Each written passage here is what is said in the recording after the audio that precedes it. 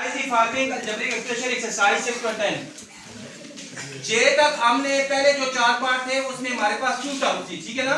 फिर आगे हमारे पास 3 टर्म वाली एक्सप्रेशन थी, उसमें से हमने 2 आउट कॉमन लिया। लेकिन अब हमारे पास ए पार्ट में देखें कितनी टर्म्स है, बताएं जी। 4 तो हमने पहली जो फर्स्ट टर्म है इन दोनों में से कॉमन लेने और फिर जो है वो थर्ड और फोर्थ टर्म में से कॉमन लेने, ठीक है। उसके बाद फिर आगे 2 टर्म हमारे पास बन जाएगी। इन दोनों में क्या कॉमन है ये बताएं। ए कॉमन है तो फर्स्ट टर्म का क्या बात क्या ए, सेकंड टर्म में क्या बचेगा बी।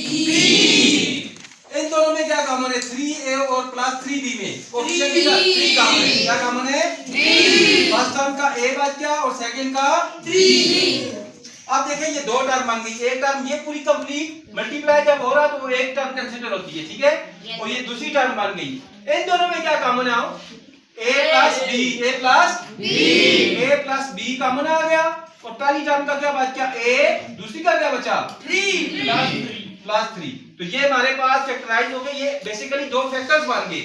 इन दोनों को अगर आप मल्टीप्लाई करें तो आपका आंसर ये आता है a plus b multiply a plus 3। इसको अगर आप चेक करना चाहें तो इन दोनों को मल्टीप्लाई करेंगे तो आंसर दोबारा वापस आ जाएगा।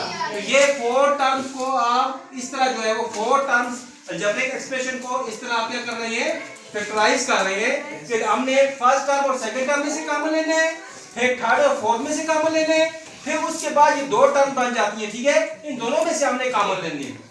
तो समझ आ गई yes, sir. अब नेक्स्ट अगले पार्ट आप कर लेंगे yes, सर ये इधर जो 3 के साथ अलामत आ रही है प्लस की, हम इधर हमने किस तरह लगानी है प्लस।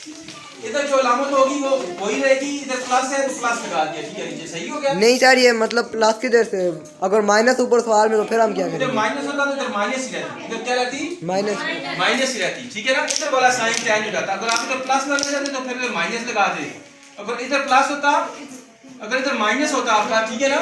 इधर आप कहते हैं ना माइनस होता, इधर माइनस होता है, इधर प्लस होता है, इधर माइनस लगाते इधर फिर प्लस हो जाता, ठीक है। समझ आई है कि नहीं? yes, sir. ठीक हो गया।